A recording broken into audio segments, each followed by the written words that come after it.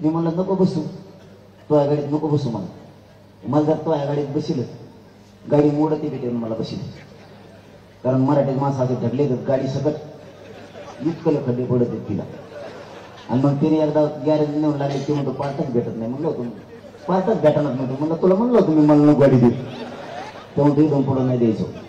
कारण ते गाडीत मी नीट नाही झाली. देईन काय करतो तू आता? इथं गाड्याचेच नंबर लागा ना. आणि हे डिझेल टाकते कशात माझे. आणि काय काय तर माझ्याकडे नुसती गाडी आणून घालते. मी आधी वाकून बघत असतो त्या डिझेल टाकलेला आहे का. कारण मोकळे आणून घातल्यावर त्याच्यात टाकी तू काय. मला जर इमानदारी सांगतो तुम्हाला, माय बाप म्हणतोय तुम्हाला मी तुमच्यासमोर एक शब्द नाही खोटा बोलणार. मला जर ठरलं माझ्या सांगत्या गाड्यावाल्याने याला इथं सोलापुरात सोडून जायचं, तुम्हाला सांगतो मी इथून आंतरवली जायचं सुद्धा 1 रुपया घेणं माझ्याकडे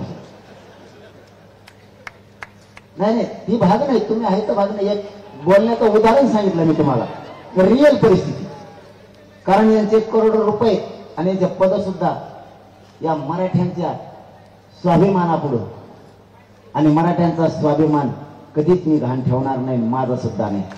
स्वाभिमान गहाण ठेवून जगणारे अवलाद माझे. मी मोडून पण खरंच वागणार नाही.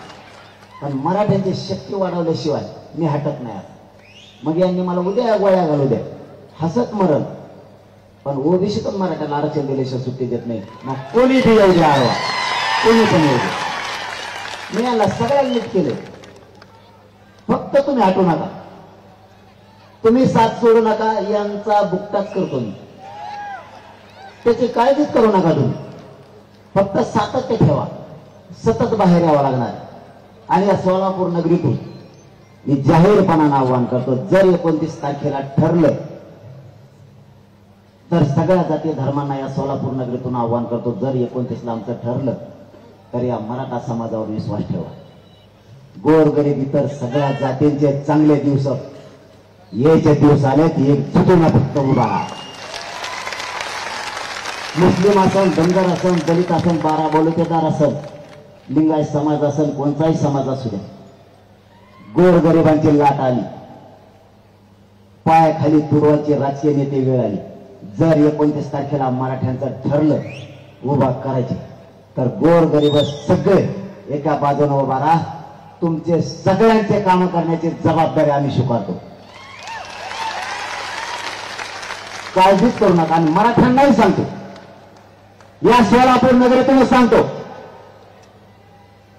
काय झालं रे, आरक्षण भेटलं काय मागच्या कडीला, गप्पा सावून शिकरायले. मराठ्यांनाही सांगतो, एक उमेदवार दिला तर डोळे झाकून त्याच्या पाठीशी उभा राहा. त्याचं कारण आज सांगतो, दिला तर जर आपलं ठरलं उभा करायचं तर डोळे झाकून 100% मतदान करायचं. तुमचं आणि त्याचं जर पटत नसलं त्याच्या तोंडाकडे बघू नका, पण मतदान करा. त्याने जर तुमचं काम नाही केलं तुम्ही त्याला बोलायचं माझ्याकडे यायचं. त्याला फक्त मयच भाषा कळते, मी आहे तुम्हाला, तुम्ही काळजी करू नका. मी त्याचा घोडे लावून काम करून घेतो तुमचं, त्याचं पण तुम्ही काळजीच करू नका. फक्त एवढ्या वेळेस एकमेकावर पक्का विश्वास ठेवा. एक माणूस दिला की तोच आपला समजायचा. आपलाच असून अपक्ष दुसरे जर फॉर्म भरले तर ते आपल्या जातीसाठी काम नाही करत, ते कोणत्या तरी पक्षासाठी करत असं समजायचं. त्याच्याकडे ध्यान द्यायचं नाही. दुसरं काम, यावेळेस मराठ्यांनी 100% मतदान करायचं. हे सोलापूर नगरीतून सांगायला मी, जर 29ला ठरलं तर, नाही ठरलं तर पाडायचं. दोन्ही सोपच आहे आपल्यासाठी, काय अडचण नाही. मी या 15 दिवसात बघतो कसे समीकरण जुळते. जुळलं तर ठीक, नाही जुळलं तर पाडापाडी. पाडापाडीच दिले माझ्या, पाडापाडी कोणालाच झोप येत नाही. त्या दोन नेत्याने उमेदवाराला वाटतं कोण निवडून येईन बुवा आता, ते उमेदवाराच एकामेकाला विचारते, तो कसं काय, ते म्हणतो मग इकडं कोपऱ्यात बेकार आहे, ते म्हणतो मा इकडं कोपरा कोणकडे गेला पाहिजे. मग म्हणजे इतकी पाडापाडीत भजीत आहे डेंजर. दुसरं काम करायचंय, मराठ्यांनी 100% मतदान करायचं. त्या दिवशी, मतदानाच्या दिवशी नोकरदारांनी नोकरी नाही जायचं. काम करणाऱ्या मराठ्यांनी शेतात नाही जायचं. व्यावसायिक मराठ्यांनी व्यवसाय उघडायचा नाही. वारकरी बांधवांनी त्या दिवशी तीर्थयात्रेवर जायचं नाही.